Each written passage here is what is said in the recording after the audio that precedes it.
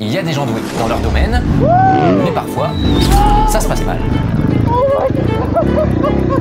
Et puis il y a d'autres personnes qui semblent vraiment pas faites pour être pilote. Ah oui, j'ai fait la boulette. Alors si c'est ta tante ou ton meilleur pote, c'est pas très grave. Non. Quand c'est des pilotes pros qui savent pas rouler, Ah mais qu'est-ce qu'il fait lui? C'est un peu plus relou.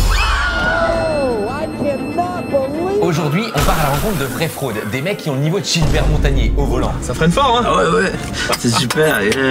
Je vous présente les pires pilotes de l'histoire. Oh, yeah, il est con.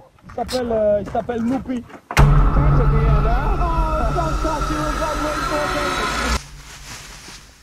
La première histoire que je m'apprête à vous raconter est complètement folle. Je vous peins le tableau final. Un homme, seul, au fond de sa cellule, condamné à la prison à vie. Pourtant, dans sa carrière, Randy Lanier a été un grand pilote de course. Tense at the end, huh? Oh, don't touch. It was like waiting for a baby. Also, we saw Randy Lanier mentioned there. He's the highest placed rookie at the moment. Il a gagné des trophées, mais tout s'est soudainement arrêté brusquement. Number 4, the Pennzoil Chaparral, his hands in the air, wins Indianapolis 500-mile race. Vous allez le voir, c'est un mélange de Breaking Bad, La Casa de Papel, Fast and Furious et même un peu, il faut bien le dire, de Narcos. Avant de vous raconter cette histoire, soyez sûr d'être bien abonné et de laisser un petit commentaire si vous aimez bien mon travail, ça aide énormément la chaîne. Alors, on est dans les années 60, en plein milieu d'une ferme, aux États-Unis. À ce moment-là, Randy a 6 ans et ses parents n'ont vraiment pas d'argent. Chez eux, pas d'électricité. Nuit. Mais un jour, dans une petite cabane au fond du jardin, Randy tombe sur une vieille radio qui diffuse un programme en live, les 24 heures du Mans. Aux 24 heures du Mans, tout le monde est content, vraiment, c'est un jour enivrant. Et quand la journée s'achève, en portant sa radio web, chacun s'en va en chantant, de rien bien les 24 heures, les 24 heures, les 24 heures, les 24 heures du Mans.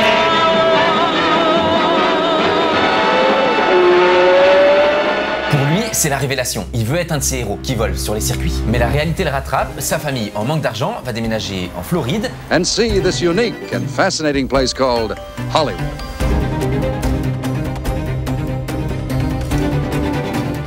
Loin des clichés du cinéma, Randy et ses parents vont vivre dans une caravane.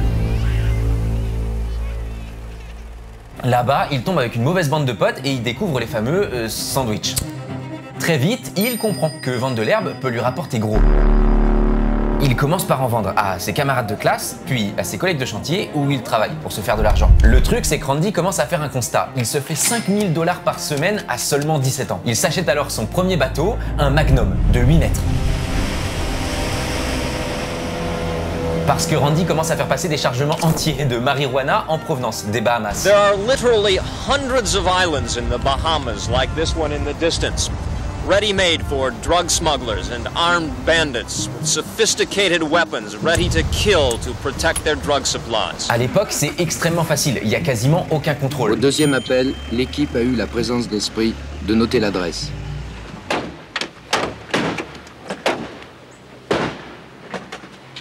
Alors pourquoi je vous parle de ça depuis tout à l'heure? Eh bien parce qu'avec tout cet argent, Randy va pouvoir réaliser son rêve, devenir pilote.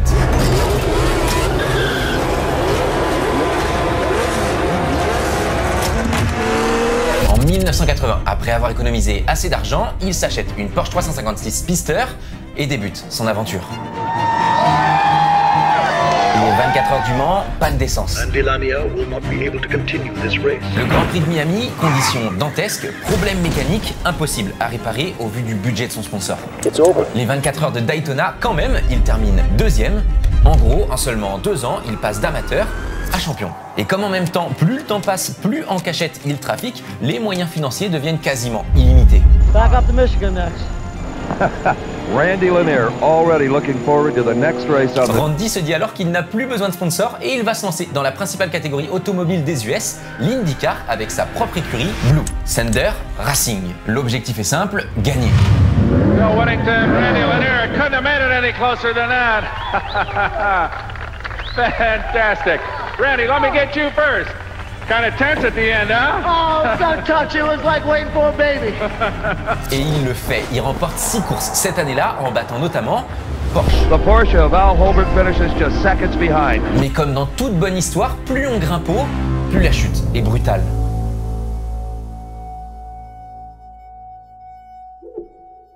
Lui, il a besoin de toujours plus d'argent. Il se fait alors livrer un cargo de 68 tonnes de marijuana et ça passe. C'est une bonne journée aujourd'hui, on a bien dissuadé. Ah, bien dissuadé. Ouais. 49 millions de dollars qu'il investit directement dans ses voitures. Il en achète 4 et 10 moteurs pour la saison. Le truc, c'est qu'au même moment, aux États-Unis, le président Reagan décide de lancer la traque aux dealers sur tout le pays. Marijuana, pot, grass, whatever you want to call it, is probably the most dangerous drug in the United States, and we haven't begun to find out all of the ill effects. Pourtant, en 1986, lui, il augmente encore et tente de faire passer un chargement de 83 tonnes. Vous savez, mon commandant, je crois que c'est reparti pour un tour. Oh Michou, encore un trafic de drogue démantelé. Oh, les drogués, je te jure, qu'est-ce qu'on fait de ça maintenant? Mais cette fois-ci, c'est la fois de trop. La police intercepte les colis, les ennuis arrivent.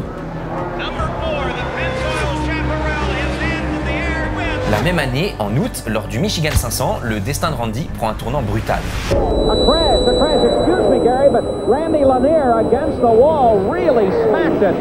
He's conscious, he's moving in the car, but heavy damage to the right side. En pleine course, il subit une crevaison à grande vitesse, perd le contrôle de sa voiture et s'écrase violemment.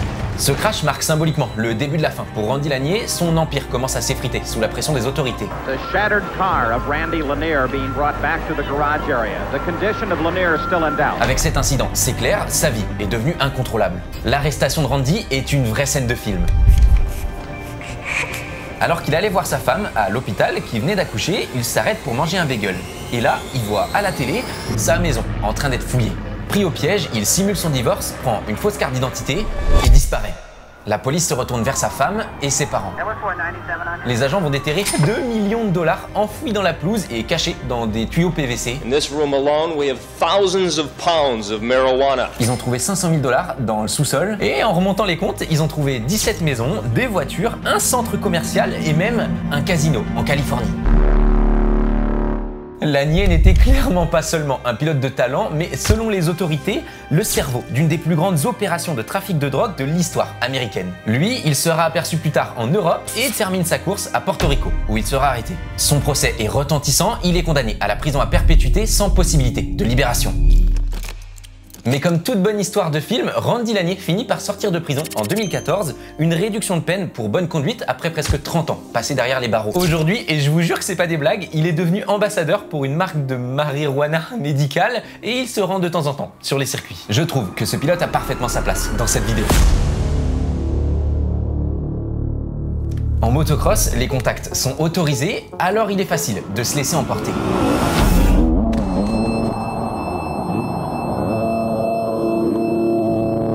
Le truc, c'est qu'il y en a un qui en a fait sa spécialité. Un pilote détesté dans tout le paddock, je vous présente Vince Friese. Same thing with NASCAR and Formula One. Guys are afraid to go around Kyle Busch or Max Verstappen. Or I'm not saying I'm that level, but if guys are afraid to go by me, great. Let them be afraid. Alors non, il est pas au niveau d'un Verstappen. Oui, il fait aussi peur. I'm gonna ride as hard as I can and race as hard as I can, and I would never intentionally hurt anybody. Mais rassurez-vous, non, il veut blesser personne. Lorsque je vous ai demandé de me donner des pilotes pour écrire cette vidéo, son nom est revenu en boucle. Je vous propose donc de faire un point sur les pires moments de sa carrière avec un podium. Troisième, pas déméritant, les moments où il a défoncé ses coéquipiers.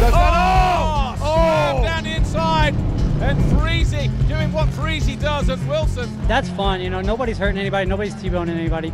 We're racing hard. Mais pour lui, les fans ont adoré. I think they just like the action, something different from just the follow the leader that they saw the rest of the night, pretty much. Même saison, rebelote. Friese's down! Friese's caught up in it! Sauf que cette fois-ci, à la fin de la course, You should be banned! You should be banned from the motorcycle! Was it you? Pour vous dire à quel point ce pilote est détesté, je vous ai retrouvé quelques images de conférences de presse. I was proud of you for getting fired up, honestly. I'm still fired up, actually. My blood's boiling right now. I can't believe it, honestly. I'm just like, for one, we're teammates, but all of us up here probably think the same thing that I'm thinking. And voilà, au ralenti et connaissant le personnage, il y a peu de doute que cette action était volontaire, privant son coéquipier du titre de champion du monde. Just crazy, ridiculous. Never thought I'd be in this position, but ironically, it's like my fourth time in this position, even as his teammate. So. Deuxième place, on monte un petit peu en intensité. Friese fait tomber Pike. Friese absolutely nails Pike. Vous allez me dire, c'est presque banal. Oui, mais en fait, ces deux-là ne s'aiment pas depuis des années. Voilà, ça c'était 4 ans plus tôt. Revenons en 2016, où il se passe ça. Attends, je vous refais la scène. Freeze, encore lui, découpe Pike. Le truc, c'est que Pike, il aime un peu trop la boxe. You're beating people with what you have, and they have a factory ride, or they have a ride, and they keep just overlooking you. Voilà, ça c'est des vraies images. À la télé américaine, on le présente comme ça. Weston Pike wouldn't change a thing. Maintenant que vous avez les cartes en main, on peut relancer la vidéo.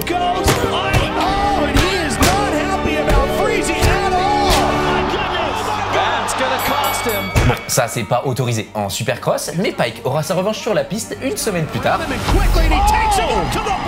Et ça, d'après le règlement américain, c'est dans les règles. Allez, place à la médaille d'or, vitesse réelle. Est-ce que j'ai besoin de vous faire un dessin? Il a fait disparaître son adversaire. Sachez qu'en dehors de stop, il y a vraiment plein de pilotes qui le détestent.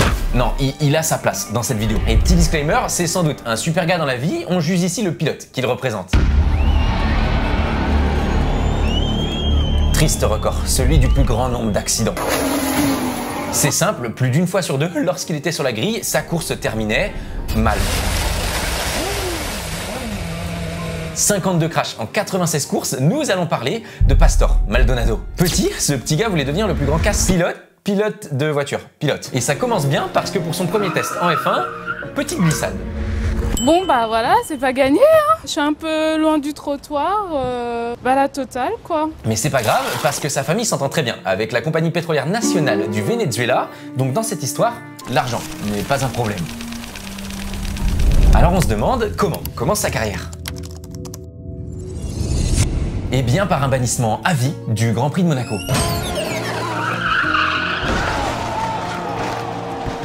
En pleine séance d'essai, alors que tout le monde ralentit pour un drapeau jaune après l'accident d'un autre pilote, Maldonado décide de continuer à fond. Heureusement, le commissaire a survécu, il aurait clairement pu le tuer. Maldonado est banni à vie. Enfin, jusqu'à ce que le gouvernement vénézuélien paie une amende colossale pour lever la sanction. Je vous l'ai dit, il est bien entouré. Il entre alors en Formule 2, gagne ironiquement le Grand Prix de Monaco, mais manque surtout souvent quelques virages.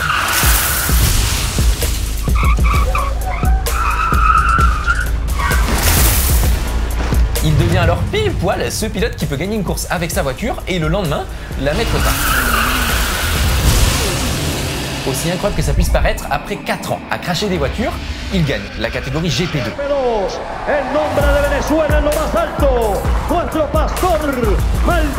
Alors le monde retient son souffle, est-ce qu'il va atteindre la Formule 1? Demandons ça au président vénézuélien. Usted me puede ayudar. Bueno, Pastor, yo voy a tratar. Entonces llamé, a PDVSA. Y ahora Pastor va a correr con PDVSA Venezuela. Porque él es un patriota. Alors il faut que je vous explique, à cette époque, au Venezuela, c'est pas la folie. Il y a des crimes de partout et Chavez voit en Pastor un bon gros outil de propagande. Le message est simple, les Vénézuéliens peuvent réussir. Viva Pastor, viva Maglio! Alors il faut à tout prix que Pastor réussisse. Il rejoint Williams. La voiture est pourrave, mais le gouvernement vénézuélien, avec l'appui de son pétrole, trouve le moyen de faire entrer son pilote. Les 2 premiers Grands Prix, casse mécanique. Génial. Le reste de la saison, messieurs, dames, voici Crash Door, Maldonado. Crash Door, tu diras un tour de piste et voilà le crash. Les roues en l'air, des éclats. Crash Door, t'es le roi. Pourtant, alors que la saison s'annonçait compliquée, en Espagne, Maldonado claque la pole. Can he qualify ahead of Lewis Hamilton? Yes, he does. The first pole for the Venezuelan. Pire, le lendemain, je sais même pas comment vous le dire. A new winner in Formula One. It's Pastor Maldonado ahead of Fernando Alonso. Il offre une course effrénée face à Fernando Alonso et gagne. Est-ce que ce serait le début d'une nouvelle carrière? Non. J'aimerais vous dire autre chose, mais ça s'est même empiré. Je crois qu'on a compris ton raisonnement, Vincent. Pour la petite histoire, même lors d'un rassemblement pour un de ses sponsors... Aïe, c'est la honte. Alors voilà, il fait tellement d'erreurs que le gars réussit par se faire virer de l'équipe la moins forte de la grille, on se dit que c'est fini pour lui. Mais non, le voici de retour chez Lotus. T'es le roi des fracas.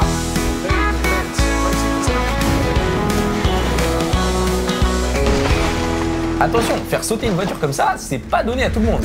En Chine, Maldonado fait un peu de réglage sur son volant et... Non, oh non, c'est pas possible. Les mécaniciens n'en reviennent pas. Et en 2015, après 5 saisons en F1, c'est la fin pour Maldonado. T'es le roi des fracas. Alors il est temps de faire les comptes. On a 96 courses, 32 abandons et 96 crashs. Bah j'appelle ça le pire pilote, non? Sachant que le Venezuela, pays relativement pauvre, a financé sa carrière à hauteur de 200 millions de dollars. Sympa l'ambiance. Pour détendre tout ça, je crois qu'on a besoin d'un peu de Mr Bean.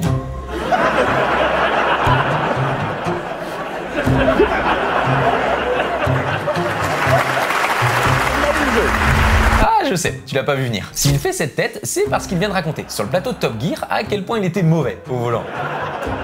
Dans la série, Mr Bean a cette petite mini verte bien chelou.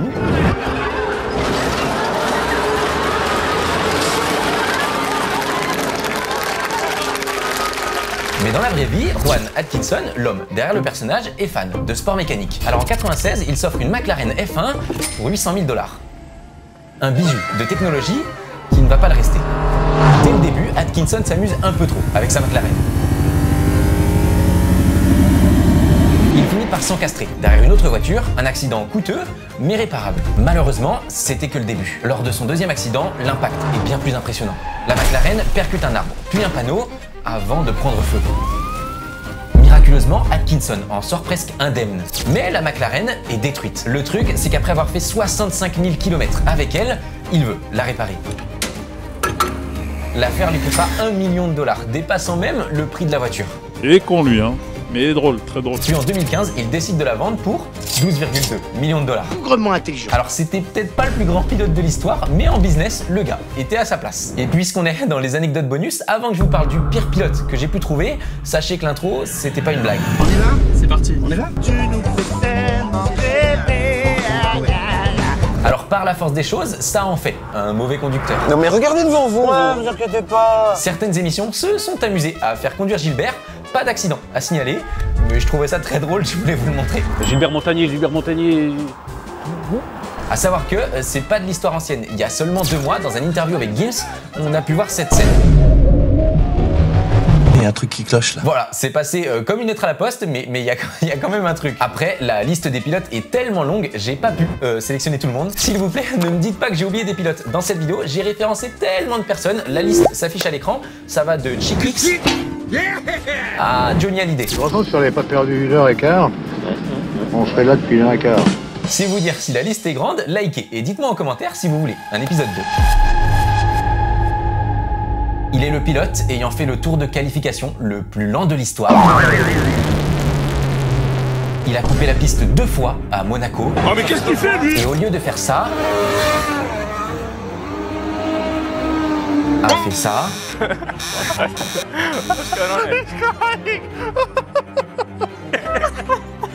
Pour finalement se faire bannir à vie. Voici l'histoire de la plus grande fraude devenue pilote, Mahavir Raghunathan. Par un miracle, à l'âge de 20 ans, cet Indien va intégrer le très privé championnat de Formule 2. La dernière marche à monter avant le Graal pour celui qui avait presque déjà tiré un trait sur sa carrière avec aucun point marqué en 30 courses de Formule 3. C'est une chance unique. Alors il est déterminé à la saisir et, lors de sa première course à Bahreïn,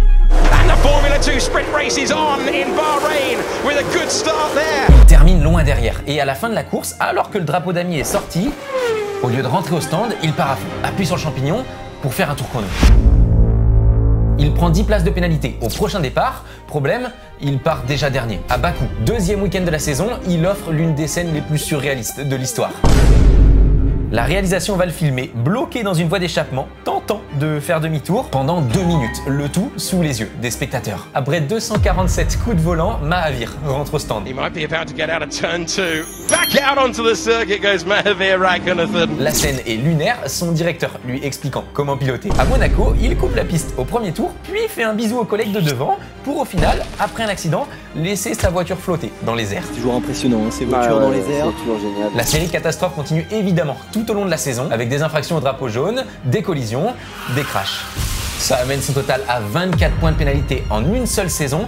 Un record. Raghunathan disparaîtra finalement des grilles de F2 et se fera discret, mais ses erreurs iconiques ont fait de lui le pire pilote de l'histoire. Et bien voilà, j'ai trouvé ces histoires vraiment chouettes. Comme je vous l'ai dit, j'ai de quoi faire un épisode 2 sur d'autres pilotes complètement fous. Je suis à votre écoute dans les commentaires, on n'a pas parlé de MotoGP notamment. Je vous souhaite de vous amuser, et puis si on doit retenir une chose, on peut pas tous être pro, mais on peut au moins tous être meilleurs que Gilbert. Gilbert Montagnier. Je lis tous les commentaires par rapport à cette vidéo, et puis surtout, je vous fais des bisous, abonnez-vous, c'était Evan.